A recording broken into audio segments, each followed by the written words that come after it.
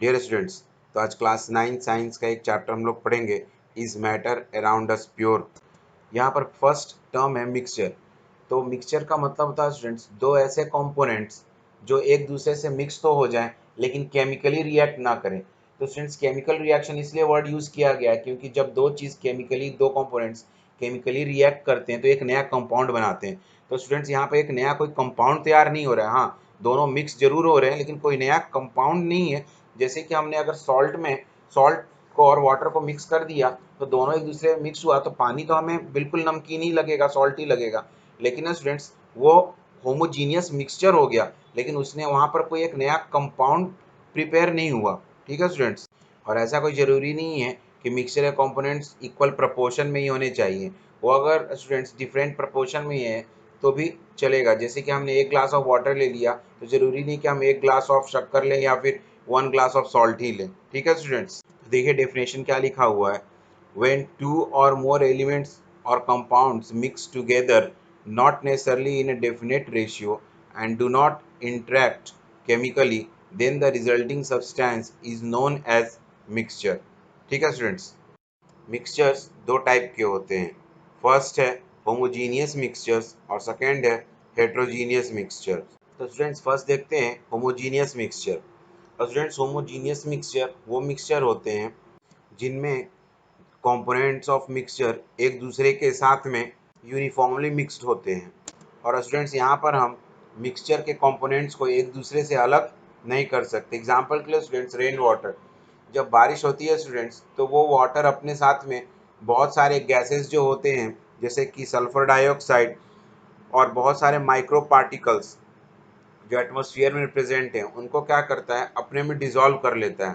ठीक है स्टूडेंट्स, तो वो क्या हो गए, वो एक मिक्सचर बनाया। लेकिन कैसा मिक्सचर बनाया, तो होमोजीनियस मिक्सचर बनाया।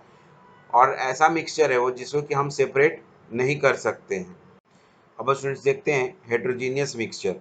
तो स्टूडेंट्स, हेट्रोजीनियस मिक्सचर ऐसे मिक्सचर्स होते हैं जिनको कि हम माइक्रोस्कोप से डिटेक्ट कर सकते हैं। माइक्रोस्कोप से हम इजीली उनको हम देख सकते हैं या फिर हम नेकेड आई से भी हम देख सकते हैं उनको, मतलब खुली आंखों से भी हम देख सकते हैं। जैसे कि स्टूडेंट्स, अगर पानी में हम सैंड को डाल दें तो हम खुली आंखों से ही देख सकते हैं। ठीक है स्टूडेंट्स, तो ऐसे मिक्सचर को हम लोग हेट्रोजीनियस मिक्सचर बोलते हैं। अब स्टूडेंट्स देखते हैं difference between homogeneous and heterogeneous mixture. Students, first point है होमोजीनियस मिक्सचर में कि इट हैज़ यूनिफॉर्म कंपोजिशन। लेकिन हेट्रोजीनियस मिक्सचर में क्या होता है, नॉन यूनिफॉर्म कंपोजिशन होता है। इसको मैंने आपको समझाया अभी। सेकेंड है homogeneous mixture has only one phase but heterogeneous mixture has two or more than two phase। तो स्टूडेंट, फेज का मतलब होता है कि आइदर वो सॉलिड में रहे या फिर आइदर वो लिक्विड के फॉर्म में रहे, नहीं तो फिर गैस के फॉर्म में रहे। तो स्टूडेंट्स, यही तीन फेज हमारे पास अर्थ के ऊपर अवेलेबल हैं। ठीक है स्टूडेंट्स, तो होमोजीनियस मिक्सचर में जैसे कि रेन वाटर को हमने लिया था, वहाँ पर देखिए गैसेस वाटर में डिसॉल्व हो गए लेकिन फेज कौन सा था, लिक्विड फेज था। लेकिन स्टूडेंट्स, अगर सैंड को हम लोग वाटर में डाल दें तो यहाँ पर हम दो फेज देख सकते हैं। और दो फेज कौन सा देख सकते हैं, एक सॉलिड फेज में रहेगा सैंड, ठीक है स्टूडेंट्स, और दूसरा फेज है लिक्विड जो वाटर का फेज है। ठीक है स्टूडेंट्स, थर्ड है स्टूडेंट्स, होमोजीनियस मिक्सचर को हम लोग फिजिकली सेपरेट नहीं कर सकते। फिजिकली सेपरेट करने का मतलब है कि जैसे कि हम उसे हाथों से निकालना या फिर उसे चाय वाली जो छन्नी आती है स्क्रीन, उससे उसे छान लेना है, उससे सेपरेट कर लेना। ठीक है स्टूडेंट्स, तो हम लोग होमोजीनियस मिक्सचर को इस तरह सेपरेट नहीं कर सकते। ठीक है स्टूडेंट्स, जैसे कि आप सॉल्ट वाटर को चाय छन्नी से सेपरेट आप नहीं कर सकते हैं या फिर जो है ना आप उसे फिजिकली हाथ से सेपरेट आप नहीं कर सकते हैं। लेकिन स्टूडेंट्स, आप हेट्रोजीनियस मिक्सचर को फिजिकली सेपरेट कर सकते हैं। जैसे स्टूडेंट्स, सैंड को अगर हम सैंड इन वाटर को अगर हम चाय छन्नी से उसको हम छान दें, मतलब उसको हम फिल्टर कर दें, तो स्टूडेंट्स हम इजीली उसको सेपरेट आउट कर सकते हैं। पानी नीचे आ जाएगा और स्टूडेंट्स जो सैंड है वो ऊपर स्क्रीन में रह जाएगा। ठीक है स्टूडेंट, फोर्थ है एग्जाम्पल। स्टूडेंट्स, आप याद रखिए एग्जाम्पल्स को आप कभी भी डिफरेंसेस में मत लीजिएगा। ठीक है स्टूडेंट्स, हाँ, अगर मान लीजिए आपके पास अब कोई ऑप्शन नहीं बचता या आपको कोई डिफरेंस पता नहीं चल रहा है तो ठीक है, कोई बात नहीं है, उस समय आप उसको डिफरेंस में कंसिडर कर दीजिएगा। लेकिन स्टूडेंट्स उसे डिफरेंसेस में नहीं लिया जाता एग्जाम्पल्स को। ठीक है स्टूडेंट्स, तो होमोजीनियस मिक्सचर का एग्जाम्पल है अल्कोहल एंड वाटर। स्टूडेंट्स आपको मालूम होगा वाइन में कुछ परसेंटेज ऑफ अल्कोहल होता है। ठीक है स्टूडेंट्स, तो उसमें अगर आप वाटर डाल दीजिए तो आप उस वाइन को और उस वाटर को एक दूसरे से सेपरेट आप नहीं कर सकते हैं। ठीक है स्टूडेंट्स, लेकिन हो हेट्रोजीनियस मिक्सचर के केस में जैसे हमने यहाँ पे सोडियम क्लोराइड एंड सैंड लिया है, तो स्टूडेंट सोडियम क्लोराइड क्या है, तो सोडियम क्लोराइड को आप नमक बोल सकते हैं, अपने घर का जो नमक है वो। ठीक है स्टूडेंट्स, वो भी सोडियम क्लोराइड ही है स्टूडेंट्स। ठीक है, तो ये जो सोडियम क्लोराइड और सैंड है, ये दोनों को क्या, ये दोनों क्या है, ये दोनों को हम माइक्रोस्कोप से देख भी सकते हैं। मतलब कि आप नमक और सैंड के मिक्सचर को आप माइक्रोस्कोप से इजीली देख सकते हैं। ठीक है स्टूडेंट्स, और इन्हें हम सेपरेट आउट भी कर सकते हैं। और कैसे सेपरेट आउट करेंगे स्टूडेंट्स उसे, तो उसे क्या करेंगे स्टूडेंट्स, हम उसे पानी में जो है ना दोनों को डाल देंगे, तो नमक क्या हो जाएगा कि पानी के साथ बाहर निकल के आ जाएगा और सैंड ऊपर स्क्रीन पर आ जाएगा। ठीक है स्टूडेंट्स, तो स्टूडेंट्स कुछ इंपॉर्टेंट टर्म देख लेते हैं। फर्स्ट है सॉल्यूशन। तो स्टूडेंट्स हम इसे पहले रीड आउट करते हैं। देखिए क्या है, a solution is a homogeneous mixture of two और more components in which the particle size is smaller than 1 nanometer. और स्टूडेंट्स यहाँ पर एक वर्ड है, देखिए smaller than 1 nanometer. Students 1 nanometer का मतलब होता है 10⁻⁹। ठीक है स्टूडेंट्स, तो होमोजीनियस मिक्सचर हम तभी बोलेंगे जब उसका कंपोनेंट 10⁻⁹ मीटर से भी छोटा हो। ठीक है स्टूडेंट्स, उसका देखिए क्या लिखा हुआ है, common examples of solution are sugar in water and salt in water solution, soda water etcetera. ठीक है स्टूडेंट्स, इसको मैंने आपके इसके पहले वाले स्लाइड में एक्सप्लेन किया। In a solution all the components appear as a single phase. तो स्टूडेंट्स ये मैंने भी आपको बताया था कि सब सिंगल फेज में मतलब आइदर सॉलिड हो या लिक्विड हो या फिर गैस हो, लेकिन कोई एक ही फेज होगा। There is particle homogeneity, the particles are evenly distributed. This is why whole bottle of soft drink has the same taste throughout। तो स्टूडेंट्स बताया गया है कि सॉफ्ट ड्रिंक में क्या होता है स्टूडेंट्स, सिरप मिला होता है और उसमें सोडा वाटर होता है। तो स्टूडेंट्स आप कहीं से भी आप निकालिए, बॉटल का नीचे पोर्शन से आप लिक्विड लीजिए या बॉटल के ऊपर पोर्शन से आप लिक्विड लीजिए। ठीक है स्टूडेंट्स, आपको टेस्ट में कहीं डिफरेंस नहीं मिला, क्योंकि उसमें क्या होता है, जो सिरप होता है वो यूनिफॉर्मली डिस्ट्रीब्यूटेड होता है सोडा वाटर में। ठीक है स्टूडेंट्स, सेकेंड और थर्ड है सॉल्वेंट एंड सॉल्यूट। स्टूडेंट्स मैं आपको बिल्कुल सिंपल वर्ड्स में इसके बीच का डिफरेंस बताता हूँ। ठीक है स्टूडेंट्स, देखिए स्टूडेंट्स आपके घर में दूध का पैकेट आता होगा। ठीक है, अब आप क्या कीजिए स्टूडेंट्स, एक ग्लास ऑफ वाटर में आप 2 चम्मच दूध का डाल दीजिए। ठीक है स्टूडेंट्स, तो ये क्या हो गया स्टूडेंट्स, यहाँ पर सॉल्वेंट कौन होगा, सॉल्यूट कौन हो गया, तो यहाँ पर वाटर ने दूध को अपने में डिसॉल्व कर लिया। ठीक है स्टूडेंट्स, तो यहाँ पर जो वाटर हो गया वो सॉल्वेंट हो जाएगा और जो दूध है वो सॉल्यूट हो जाएगा। अब चलिए इसी को हम रिवर्स कर देते हैं। अब क्या करते हैं, एक ग्लास हम दूध ले लेते हैं और 2 चम्मच हम वाटर ले लेते हैं। अब आप वाटर को डालिए दूध में। ठीक है स्टूडेंट्स, अब यहाँ पर कौन सॉल्वेंट का काम कर रहा है, तो यहाँ पर दूध सॉल्वेंट का काम कर रहा है और सोल्यूट का काम कौन कर रहा है यहाँ पर, तो वाटर कर रहा है। ठीक है स्टूडेंट्स, तो स्टूडेंट्स यहाँ से कंक्लूजन क्या निकला कि सॉल्यूशन में जो लार्जर अमाउंट में होगा, ठीक है स्टूडेंट्स, वो सॉल्वेंट कहलाएगा और जो लेस अमाउंट में होगा वो सॉल्यूट कहलाएगा। ठीक है स्टूडेंट्स, अब आपको सॉल्वेंट और सॉल्यूट अच्छे से क्लियर हो गया होगा। फोर्थ टर्म है सस्पेंशन। स्टूडेंट्स देखिए आपको डेफिनेशन से ही पता चल जाएगा कि इसका मतलब क्या है। A suspension is defined as a heterogeneous mixture. तो आपका हेट्रोजीनियस मिक्सचर स्टूडेंट्स मालूम है क्या होता है, in which solid particles are spread throughout the liquid without dissolving in it। मतलब कि लिक्विड में सॉलिड तो सब जगह स्प्रेड है लेकिन उसमें डिजॉल्व नहीं हुआ है। ठीक है स्टूडेंट्स, फिफ्थ है स्टूडेंट्स कोलॉइड। तो देखिए क्या लिखा हुआ है, they are heterogeneous mixture in which particle size is too small to be seen with naked eye but is big enough to scatter light. Example है मिल्क इन वाटर। तो students ये हमें कैसे, तो हमें ऐसा लगता है स्टूडेंट्स कि वाटर में जब मिल्क हम डालते हैं तो वो डिज़ोल्व हो जाता है, लेकिन स्टूडेंट्स ऐसा नहीं है, वाटर में मिल्क डिज़ोल्व नहीं होता है, वो यूनिफॉर्मली डिस्ट्रीब्यूट हो जाता है। और स्टूडेंट्स ये हमें कैसे पता चला, तो जब हम टॉर्च के लाइट को जब वाटर और मिल्क के मिक्सचर से जब पास करते हैं तो हमें क्या होता है कि हमें अंदर ग्लास के अंदर में एक रे दिखता है। तो स्टूडेंट्स ये रे क्यों दिखा, क्योंकि लाइट क्या होता है, मिल्क के मॉलिक्यूल्स के साथ जब टकराता है तो वो क्या हो जाता है, वो स्कैटर हो जाता है, और स्कैटर होने के बाद वो हमारी आंखों में आता है। ठीक है स्टूडेंट्स, इसलिए हमें क्या है, हमें उस ग्लास के अंदर में रे दिखता है। अब स्टूडेंट्स देखते हैं टाइप्स ऑफ प्योर सब्सटेंसेस। तो स्टूडेंट्स इसमें मैं आपको रीड आउट करके बताता हूँ, ठीक है ना, और एक एक टर्म्स का मैं फिर मतलब समझाऊंगा। तो स्टूडेंट्स देखिए, फर्स्ट है एलिमेंट्स। तो उसमें देखिए क्या लिखा हुआ है, an element is a substance that consist of only one kind of atom. ठीक है स्टूडेंट्स, तो वन काइंड ऑफ एटम का मतलब क्या होता है, तो एटम स्टूडेंट्स इस अर्थ के ऊपर नहीं, इस पूरे यूनिवर्स में जो सबसे छोटा पार्टिकल होता है उसे हम एटम बोलते हैं। ठीक है स्टूडेंट्स, एटम का मतलब ही होता है सबसे छोटा। ठीक है, हाँ वो अलग बात है कि अभी हमने एटम्स को ब्रेक करके उसके अंदर प्रोटॉन और इलेक्ट्रॉन्स और न्यूट्रॉन्स ये तीनों खोज लिया है। ठीक है स्टूडेंट्स, लेकिन जब तक हमने नहीं खोजा था तब तक एटम सबसे छोटा था और इसीलिए उसका नाम एटम रखा गया था। ठीक है स्टूडेंट्स, फिर देखिए क्या लिखा हुआ है, an element is a pure substance as it cannot be broken down or transformed into a new substance even by using some physical or chemical means। और स्टूडेंट्स यहाँ पर ब्रोकन डाउन वर्ड्स लिखा हुआ है, इसका मतलब ये मत समझिए कि उसे हम तोड़ नहीं सकते। और स्टूडेंट्स ब्रोकन डाउन का मतलब है कि हम उसे कुछ नए कंपाउंड में या फिर नए एलिमेंट में हम उसे ट्रांसफॉर्म नहीं कर सकते, हम चेंज कर। जैसे स्टूडेंट्स प्योर गोल्ड है, तो प्योर गोल्ड को आप सिल्वर नहीं बना सकते हैं। ठीक है स्टूडेंट्स, आप प्योर गोल्ड को आप कितने भी पार्ट्स में तोड़ दीजिए, आप उसके थाउजेंड्स या करोड़ पार्ट्स कर दीजिए, लेकिन वो गोल्ड का गोल्ड ही रहेगा। ठीक है स्टूडेंट्स, तो उसी चीज़ को यहाँ बोला गया है कि can not be broken down और ट्रांसफॉर्म इनटू न्यू सब्सटेंस।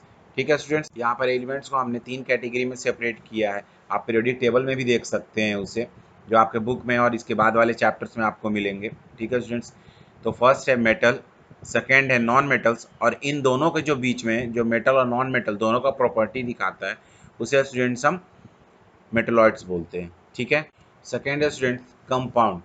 तो देखिए स्टूडेंट्स, कंपाउंड में क्या लिखा हुआ है, compounds are also pure substances when two और more elements are combined chemically in a fixed ratio. तो स्टूडेंट्स यहाँ बहुत अच्छा वर्ड यूज़ किया हुआ है, केमिकली इन फिक्स्ड रेशियो। तो फिक्स्ड रेशियो का मतलब कि जैसे हमने 2 एटम हाइड्रोजन के लिए, ठीक है स्टूडेंट्स, और 1 एटम ऑक्सीजन के लिया तो क्या मिला, H2O, और H2O क्या होता है स्टूडेंट्स, वाटर।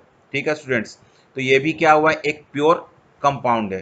ठीक है, तो वाटर 2 चीज़ों को मिलाकर हमने बनाया, लेकिन ये बिल्कुल प्योर है। तो आप वाटर के 1000 टुकड़े कर दीजिए स्टूडेंट्स, ठीक है ना, लेकिन आपको वाटर ही मिलेगा, लेकिन हाँ केमिकली उसे हम सेपरेट आउट तो जरूर कर सकते। तो यहाँ हम क्या करते हैं कि बहुत हाई इलेक्ट्रिसिटी, ठीक है स्टूडेंट्स, वाटर के अंदर डाल देते हैं, तो वाटर के मॉलिक्यूल्स जो होते हैं वो हाइड्रोजन और ऑक्सीजन में सेपरेट आउट हो जाते हैं। और स्टूडेंट्स ये एक्टिविटी आपको क्लास 10 में भी पढ़नी। तो इसी को सेकेंड लाइन में बोला गया है, however these substances can be broken down into separate elements by chemical methods। चलिए स्टूडेंट्स, अब देखते हैं methods of separation of constituent mixture. तो स्टूडेंट्स में फर्स्ट है सेपरेशन बाय सुटेबल सॉल्वेंट। तो स्टूडेंट्स मैंने आपको एग्जांपल पहले ही आपको दे दिया है कि अगर मान लीजिए हमें सॉल्ट को और सैंड को अलग करना हो, इन दोनों के मिक्सचर को, तो हम कैसे अलग करेंगे। तो हमें मालूम है कि सॉल्ट वाटर में डिज़ोल्व हो सकता है, लेकिन सैंड वाटर में डिज़ोल्व नहीं हो सकता। तो हम इन दोनों को मिक्स कर देंगे तो सॉल्ट क्या होगा, वाटर में डिज़ोल्व हो जाएगा और हम उसको ईजिली सेपरेट आउट कर सकते हैं। ठीक है स्टूडेंट्स, तो देखिए इसका एप्लीकेशंस क्या है। This mixture is use to separate the mixture of sugar and sand by using water as solvent. जो मैंने आपको समझाया अभी, mixture of sugar and salt can be separated by using alcohol as a solvent because sugar is soluble in alcohol। तो students जब alcohol लेंगे तो वहाँ पर शुगर उसमें डिजोल्व हो जाएगा, लेकिन सॉल्ट वहाँ पर डिजोल्व नहीं होगा, तो हम इजीली सेपरेट कर सकते हैं फिल्टर करके।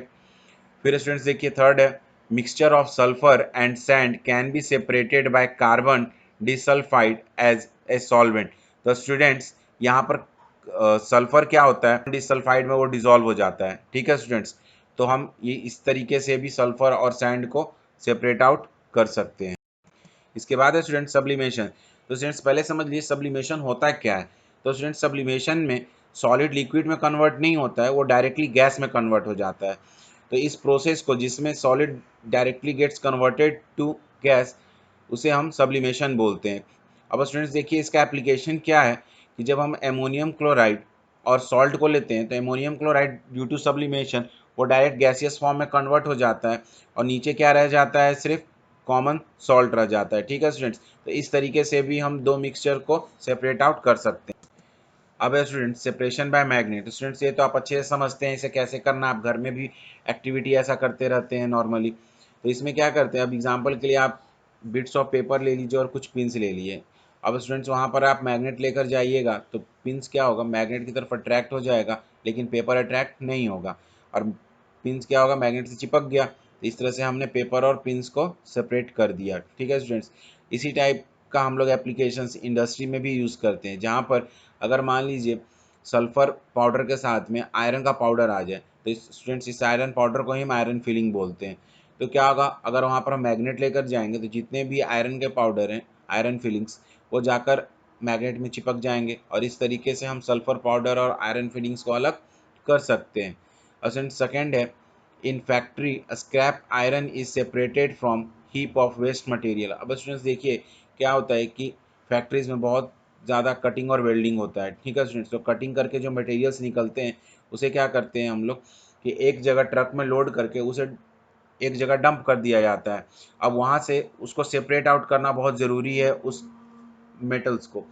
तो आयरन के मेटल्स को कैसे सेपरेट आउट करेंगे, उसे स्क्रैप से, स्क्रैप मतलब कबाड़ होता है। ठीक है स्टूडेंट्स, तो उसे स्क्रैप से हम कैसे सेपरेट आउट करेंगे, तो वहाँ पर जब मैग्नेट को लेकर जाएंगे तो मैग्नेट क्या करेगा, उन आयरन मटेरियल्स को खींच लेगा अपनी तरफ और बाकी जो भी स्क्रैप है जो कि मैग्नेटिक प्रॉपर्टी नहीं शो कर रहा है, ठीक है स्टूडेंट्स, वो सब वहीं का वहीं नीचे रह जाएगा और इस तरह से हम उसको सेपरेट आउट कर सकते हैं। तो अब तक स्टूडेंट्स हमने देखा था कि सॉलिड को सॉलिड से कैसे सेपरेट करते हैं। अब स्टूडेंट्स हम लोग देखेंगे कि सॉलिड और लिक्विड के मिक्सचर को कैसे सेपरेट करते हैं। तो स्टूडेंट्स यहाँ पर फर्स्ट प्रोसेस है फिल्टरेशन, सेकेंड है सेंट्रीफ्यूगेशन, थर्ड है इवापोरेशन, फोर्थ है क्रिस्टलाइजेशन, फिफ्थ है क्रोमेटोग्राफी और सिक्स्थ है बाय डिस्टिलेशन। तो चलिए स्टूडेंट्स इसे हम एक एक करके डिटेल में देखते हैं। तो स्टूडेंट्स फर्स्ट है फिल्टरेशन। स्टूडेंट्स यहाँ पर क्या करते हैं, सॉलिड और जो लिक्विड का मिक्सचर है, और स्टूडेंट्स याद रखिएगा ये मिक्सचर हेट्रोजीनियस इन नेचर है। ठीक है स्टूडेंट्स, जैसे कि चाय में चाय पत्ती। अब स्टूडेंट्स इसका एप्लीकेशन देखिए, mixture of chalk and water is separated by filtration. तो स्टूडेंट्स अगर हम बहुत फाइन स्क्रीन ले लें और हम उसमें से चॉक और वाटर के मिक्सचर को अगर फिल्टर करें तो चॉक ऊपर रह जाएगा स्क्रीन के ऊपर और पानी नीचे चला आएगा। ठीक है स्टूडेंट्स, सेकेंड मैंने एग्जांपल आपको समझाया ही, टी लीव्स इन टी। ठीक है, चलो स्टूडेंट्स अब देखते हैं सेपरेशन बाय सेंट्रीफ्यूगेशन। तो स्टूडेंट्स सबसे पहले आप सेंट्रीफ्यूगल फोर्स समझिए वो क्या है। तो स्टूडेंट्स अब जब किसी भी चीज़ को हम रोटेट करते हैं सर्कुलर पाथ में, ठीक है स्टूडेंट्स, तो क्या होता है उसमें एक टेंजेंशियल आउटवर्ड फोर्स लगता है जिसके कारण वो बाहर की ओर जाना चाहता है। ठीक है, तो इसे हम सेंट्रीफ्यूगल फोर्स बोलते हैं। तो सेंट्रीफ्यूगल फोर्स क्या हुआ, आउटवर्ड टेंजेंशियल फोर्स। अब आपको इसका एप्लीकेशन आपके घर में ही मिलेगा। तो फर्स्ट है मिक्सर ग्राइंडर और सेकेंड है वॉशिंग मशीन। तो स्टूडेंट्स मिक्सर ग्राइंडर में देखिएगा, आप जब भी मटेरियल को उसके अंदर ग्राइंड करते हैं तो मटेरियल क्या होता है कि मिक्सर ग्राइंडर में जो जार होता है उसके वॉल पर जाकर वो बैठ जाता है। ठीक है स्टूडेंट्स, तो वो क्यों हुआ, क्योंकि मटेरियल सेंट्रीफ्यूगल फोर्स के कारण वो बाहर की ओर जाना चाहता है। ठीक है ना, इसलिए वॉल पर जाकर वो चिपक जाता है। और सेकेंड है स्टूडेंट्स वॉशिंग मशीन। तो वॉशिंग मशीन में जब स्पिनर में आप कपड़े को डालते हैं तो क्या होता है कि जो वाटर मॉलिक्यूल्स होते हैं वो हैवी होते हैं और वो क्या होता है सेंट्रीफ्यूगल फोर्स के कारण वो बाहर की ओर निकलना चाहते हैं। ठीक है स्टूडेंट्स, तो बहुत जोर से जब स्पिनर घूमता है तो वाटर मॉलिक्यूल्स बाहर की ओर सेंट्रीफ्यूगल फोर्स के कारण निकल जाते हैं और इस तरीके से हम लोग वाटर को कपड़े से सेपरेट कर देते हैं। ठीक है स्टूडेंट्स, और यही चीज़ हम लोग लैब में भी इस्तेमाल करते हैं और दूसरे जगह इंडस्ट्री में भी इस्तेमाल करते हैं। तो स्टूडेंट्स देखिए लैब में क्या करते हैं, जब टेस्ट ट्यूब को बहुत ज़ोर से सर्कुलर मोशन में घुमाया जाता है तो जो हैवी पार्टिकल्स उसमें होते हैं वो उसके वॉल से जाकर चिपक जाते हैं और फिर बाद में नीचे सेटल कर जाते हैं। ठीक है स्टूडेंट्स, सिमिलरली हम लोग इंडस्ट्री में करते हैं जब मिल्क को और क्रीम को अलग करना होता है। तो मिल्क से जब क्रीम को अलग करना होता है तो मिल्क को बहुत ज़ोर से सेंट्रीफ्यूगल घुमाया जाता है उसे सर्कुलर मोशन में, और तो उससे क्या होता है क्रीम हैवी होने के कारण उसे कंटेनर के वॉल से जाकर चिपक जाता है। ठीक है स्टूडेंट्स, स्टूडेंट्स एक बात याद रखिएगा, एक बार जब क्रीम मिल्क से अलग हो गया तो फिर वो एक दूसरे में जाकर डिसॉल्व नहीं होता। ठीक है स्टूडेंट्स। फिर सेकेंड है separation of clay particles suspended in the water. Third है students separation of blood cells and plasma in blood. ठीक है स्टूडेंट्स। तो यहाँ पर ब्लड सेल्स हैवी होता है स्टूडेंट्स, इसलिए वो टेस्ट ट्यूब के बॉटम में सेटल हो जाता है और प्लाज्मा लाइट होने के कारण ऊपर फ्लोट करने लगता है। इसके बाद है स्टूडेंट सेपरेशन बाय इवोपरेशन। तो ये तो बहुत आप अच्छे से जानते हैं, जैसे सॉल्ट फार्मिंग होता है तो उसमें क्या होता है, सी वाटर को हम लोग एक जगह स्टोर करते हैं और उसको एवोपरेट होने के लिए छोड़ देते हैं, तो वाटर एवोपरेट हो जाता है और सॉल्ट नीचे ग्राउंड पे रह जाता है, और इस तरीके से हम सॉल्ट का हार्वेस्टिंग करते हैं। ठीक है स्टूडेंट्स, तो सॉल्ट हार्वेस्टिंग इसी तरीके से होता है। तो देखिए मैं आपको रीड आउट करके बताता हूँ। It is use to separate solid substance that has dissolved in water और एनी अदर लिक्विड। ठीक है स्टूडेंट्स। एप्लीकेशंस है the common salt dissolved in water can be separated by evaporation. मैंने आपको समझाया कैसे होता है ये। We can separate coloured component of ink by the process of evaporation. अब स्टूडेंट्स अगर मान लीजिए पानी में इंक चला गया है और हमें इंक और पानी को सेपरेट आउट करना है, तो स्टूडेंट्स क्या होता है कि हम उसको अगर धूप में छोड़ दें या उसे हम गर्म कर दें तो वाटर इवापोरेट हो जाएगा। ठीक है स्टूडेंट्स, और इंक नीचे कंटेनर में रह जाएगा। अब है स्टूडेंट्स सेपरेशन बाय क्रिस्टलाइजेशन। यहाँ पर स्टूडेंट्स देखिए क्या करते हैं, किसी भी हॉट कंसनट्रेटेड सॉल्यूशन को ठंडा होने के लिए छोड़ देते हैं। ठीक है स्टूडेंट्स, तो वो ठंडा होने के बाद, कूल होने के बाद वो क्रिस्टल्स का फॉर्मेशन कर देता है। आपको एग्जांपल के लिए मैं बताता हूँ, जैसे शुगर सॉल्यूशन को आप बहुत हीट करते रहिए, ठीक है ना, जिसे हमें चाशनी बोलते हैं। हीट करते रहिए और उसे बहुत गाढ़ा कर दीजिए। कंसनट्रेटेड का मतलब वही होता है जिसमें जिस जो मेन कंपोनेंट होता है उसका परसेंटेज ज़्यादा हो, उसे हम लोग कंसनट्रेटेड बोलते हैं। ठीक है स्टूडेंट्स, तो इसमें क्या होगा, जैसे आप हीट करते रहिएगा तो वाटर इवोपरेट होता रहेगा और जो शुगर है उसका कंसनट्रेशन बढ़ता रहेगा। फिर इतना जब बहुत ज़्यादा विस्कस हो जाए तो फिर उसको आप छोड़ दीजिए कूल डाउन होने के लिए। जब एक बार वो कूल हो जाएगा तो देखिएगा ये वाइट वाइट आपको फिर वो दिखने लगेगा और वो सॉलिड फॉर्म में आ जाएगा, जिसे हम लोग क्रिस्टल बोलते हैं। ठीक है स्टूडेंट्स, तो देखिए इसका एप्लीकेशन कहाँ है। Impure copper sulphate can be purified by the method of crystallization to obtain pure copper sulphate. तो इम्प्योर कॉपर सल्फेट को जब हम बहुत हीट करेंगे तो क्या होगा कि कॉपर सल्फेट एक दूसरे के साथ जाकर कॉम्बाइन हो जाएगा और जब हम उसे ठंडा होने के लिए छोड़ेंगे तो वो उसका क्रिस्टल्स फॉर्मेशन हो जाएगा। अब बस जिसके ऊपर एक एक्टिविटी है जिसे हम रीड आउट करते हैं। Take 10 gram of copper sulfate and dissolve it in minimum amount of water in china dish to make copper sulphate solution. तो स्टूडेंट्स यहाँ पर मिनिमम अमाउंट ऑफ वाटर का मतलब है कम से कम पानी जिसमें कि कॉपर सल्फेट डिजॉल्व हो जाए। और स्टूडेंट्स चाइना डिश का मतलब होता है, अगर आप चाइना डिश अगर नहीं देखें तो आप क्ले का एक पॉट, ठीक है स्टूडेंट्स, क्ले का आप पॉट देखिएगा जो अच्छे से पेंट किया हुआ हो, ठीक है ना, तो उसे हम लोग स्टूडेंट्स चाइना डिश बोलते हैं और एग्जैक्टली चाइना डिश वैसा ही होता है। ठीक है, फिर उसे क्या करना है students, heat gently on water bath to evaporate water. अब स्टूडेंट्स ये वाटर बाथ का मतलब क्या होता है मैं आपको बताता हूँ। अब आप क्या कीजिए इसमें कि एक कंटेनर जिसमें कि पानी है, ठीक है स्टूडेंट्स, और उस पानी को बहुत अच्छे से हीट किया जाता है और उसमें चाइना डिश को रखा जाता है। तो उसमें चाइना डिश को डुबाया नहीं जाता है, बस चाइना डिश को उसमें रखा जाता है जिससे कि वाटर के हीट से चाइना डिश गर्म हो। चाइना डिश को डायरेक्टली बर्नर के ऊपर नहीं रखा जाता। ठीक है स्टूडेंट्स, चाइना डिश को उस गर्म पानी के ऊपर रखा जाता है, उसके बाद उस तरीके से चाइना डिश को हीट किया जाता है। ठीक है, और जो चाइना डिश में जो सॉल्यूशन है कॉपर सल्फेट का, उसमें से जो वाटर है वो मैक्सिमम से मैक्सिमम क्या हो जाए, इवोपोरेट हो जाए, हमें उतना देर तक उसे रखना है।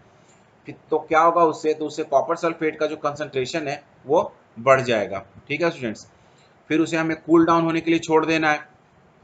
ठीक है, तो कूल डाउन होने से क्या होगा कि जो कॉपर सल्फेट है वो क्रिस्टल्स फॉर्म बन के ऊपर आ जाएगा और जो इम्प्योरिटीज है वो चाइना डिश में नीचे बैठा रह जाएगा।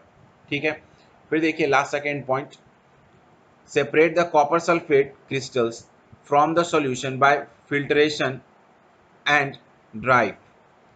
और लास्ट है common salt is also purified by the process of crystallization. ठीक है स्टूडेंट्स, तो कॉमन सॉल्ट में भी वही करते हैं, उसमें जब वाटर डिजॉल्व हो जाता है, वाटर में जब कॉमन सॉल्ट डिजॉल्व हो जाता है तो क्या करते हैं, उसे हीट कर देते हैं, तो वाटर इवोपरेट कर जाता है और कॉमन सॉल्ट्स नीचे कंटेनर में रह जाता है।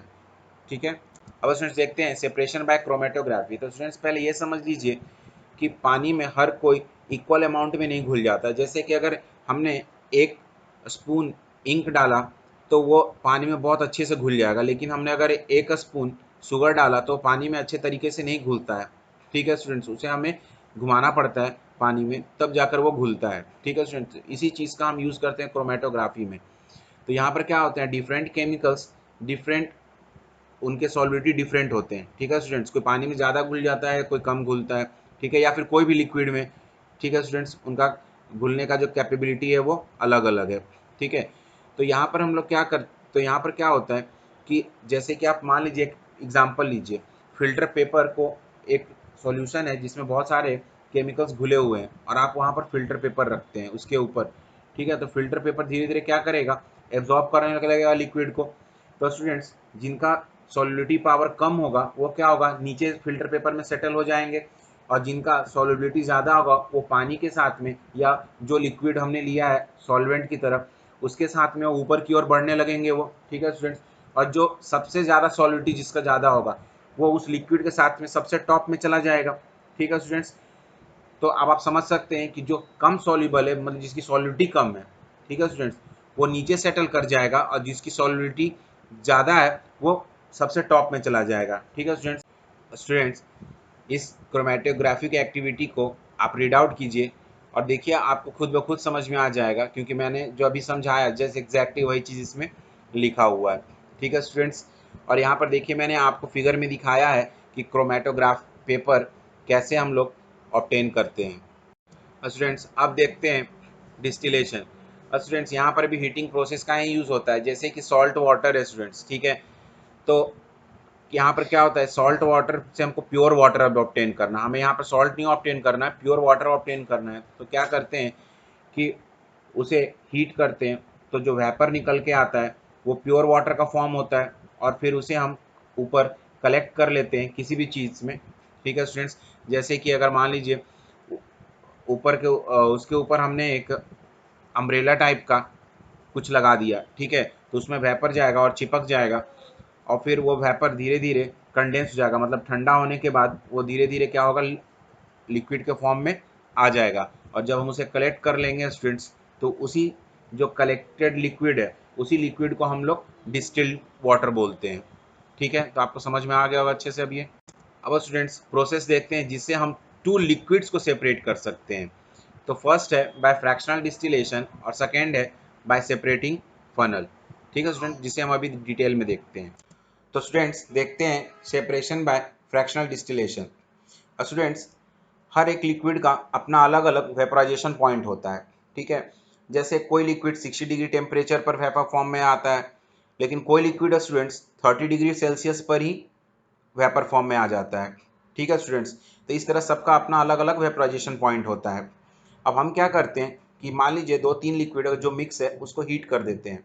ठीक है स्टूडेंट्स, अब हीट करके उसको धीरे धीरे ठंडा होने के लिए छोड़ते हैं। ठीक है, तो जब मान लीजिए कि 3 लिक्विड है और एक का वेपराइजेशन पॉइंट 30 डिग्री सेल्सियस है, एक का 40 और एक का 50 है, तो 60 डिग्री के बाद हमने उसको ठंडा होने के लिए छोड़ा। तो स्टूडेंट्स, 50 डिग्री सेल्सियस पर जो लिक्विड फॉर्म में आ सकता है वो लिक्विड फॉर्म में आ जाएगा।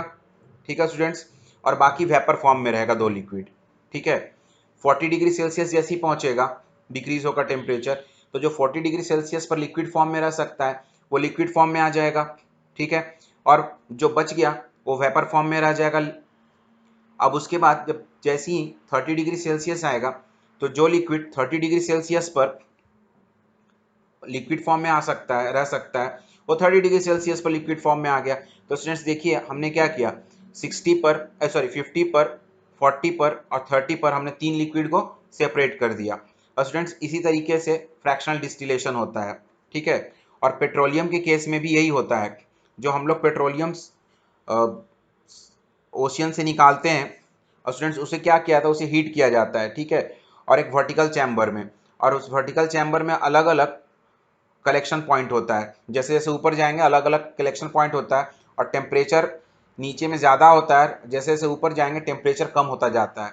तो बॉटम में स्टूडेंट्स जो लिक्विड्स, ठीक है ना, उसमें जो लिक्विड्स पेट्रोलियम में बहुत हाई टेम्परेचर पर लिक्विडिटी मेंटेन कर सकते हैं, अपने लिक्विड फॉर्म में रख सकते हैं, वो लिक्विड फॉर्म में आ जाते हैं, ठीक है। और जैसे जैसे ऊपर जाते हैं वैसे वैसे टेम्परेचर कम होता जाता है, तो क्या होता है कि जो जो लिक्विड उस टेम्परेचर पर लिक्विड फॉर्म में रह सकते हैं, ठीक है स्टूडेंट्स, वो अपने लिक्विड फॉर्म में आ जाते हैं, और जो बाकी लिक्विड्स होते हैं वो ऊपर वेपर फॉर्म में चले जाते हैं और धीरे धीरे ऊपर जाकर अलग अलग चैम्बर में अपने टेम्परेचर के अकॉर्डिंग लिक्विड फॉर्म में कलेक्ट होते चले जाते हैं। तो स्टूडेंट्स देखिए, हम फ्रैक्शन में क्या कर रहे हैं, हम फ्रैक्शन में उसको डिस्टिल कर रहे हैं, मतलब फ्रैक्शन में हम उसको सेपरेट कर रहे हैं, इसीलिए इसको हम रखा गया है, इसका नाम क्या रखा गया है, फ्रैक्शनल डिस्टिलेशन। और ये पेट्रोलियम में होता है। देखिए इसका फिगर मैंने आपको नेक्स्ट स्लाइड में बताया है।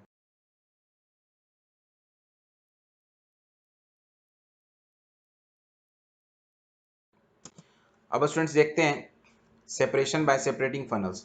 तो स्टूडेंट्स आपने 6 या 7 में या 8 क्लास में आपने एक एक्सपेरिमेंट किया होगा स्टूडेंट्स, जिसमें हम लोग सॉइल को, ह्यूमस को, वाटर को, सैंड को, ये सब को क्या करते हैं, सेपरेट करके देखते हैं हम लोग। और हम लोग सेपरेट कैसे करते हैं, तो उसे वाटर में मिक्स करके सॉइल को उसे रात भर हम लोग सेटल होने के लिए छोड़ देते हैं। तो जो सबसे हल्का होता है ह्यूमस, वो सबसे टॉप लेयर में आ जाता है, और उसके बाद वाटर होता है तो वाटर उसके नीचे आ जाता है क्योंकि उससे थोड़ा हैवी होता है। उसके बाद फिर नीचे सॉयल आ जाता है, मतलब क्ले, और उसके बाद सबसे नीचे में सैंड आ जाता है, ठीक है स्टूडेंट्स। और बहुत अगर हैवी हुआ तो पेबल्स उसके अंदर हुआ तो सबसे नीचे में पेबल आ जाता है। तो स्टूडेंट्स बिल्कुल उसी प्रिंसिपल का यूज़ हम लोग यहाँ पर करते हैं, ठीक है। तो जिसकी डेंसिटी ज़्यादा होती है, और स्टूडेंट्स आप ऐसा समझिए, जो जितना ज़्यादा भारी होता है, ठीक है स्टूडेंट्स, हैवी होता है, वो नीचे में सेटल होता है, और उससे जो थोड़ा हल्का होता है उसके ऊपर, अगर उससे भी हल्का है तो वो उसके ऊपर सेटल होता है। तो डेंसिटी के अकॉर्डिंग, तो हायर डेंसिटी वाला सब्सटेंस सबसे नीचे में सेटल होगा, उसके ऊपर जो उसके पास थोड़ा कम डेंसिटी है उसके ऊपर, और सबसे कम डेंसिटी वाला सबसे टॉप में। एग्जाम्पल के लिए स्टूडेंट्स आप ऑयल और वाटर को ले लीजिए।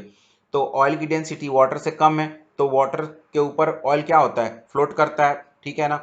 तो इस तरह से हम क्या करते हैं, हम फनल के अंदर ऑयल और वाटर को रखते हैं, ठीक है। तो ऑयल ऊपर फ्लोट करने लगता है वाटर के, ठीक है। जब हम नीचे से कॉक को, ठीक है स्टूडेंट्स, कॉक को जब हम नीचे से खोलेंगे तो क्या होगा कि वाटर नीचे आ जाएगा और ऑयल ऊपर रह जाएगा। तो इस तरीके से हम फुल्ली तो नहीं सेपरेट कर सकते हैं, लेकिन मैक्सिमम हम वाटर और ऑयल को सेपरेट कर सकते हैं। और स्टूडेंट सेम प्रोसीजर इंडस्ट्री में यूज होता है, स्टील इंडस्ट्री में, ठीक है।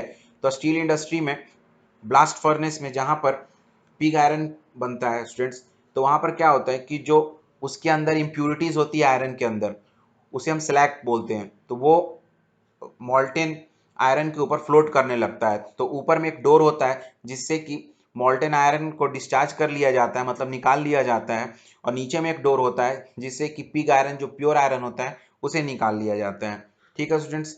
तो आपको अच्छे सब समझ में आ गया होगा कि फनल से हम लोग कैसे सेपरेट करते हैं, ठीक है। तो स्टूडेंट्स आपका ये चैप्टर कंप्लीट हुआ। स्टूडेंट्स मैंने कोशिश किया है कि मैक्सिमम से मैक्सिमम कंटेंट को इजी वे में समझाऊं, और कुछ भी ऐसा कंटेंट ना हो जिसे मैं छोड़ दूं। लेकिन फिर भी स्टूडेंट्स अगर गलती से कोई कंटेंट छूट जाता है तो प्लीज़ आप मुझे मेल के थ्रू इन्फॉर्म कर दीजिएगा, ठीक है स्टूडेंट्स। तो इस वीडियो में बस इतना ही। Thank you.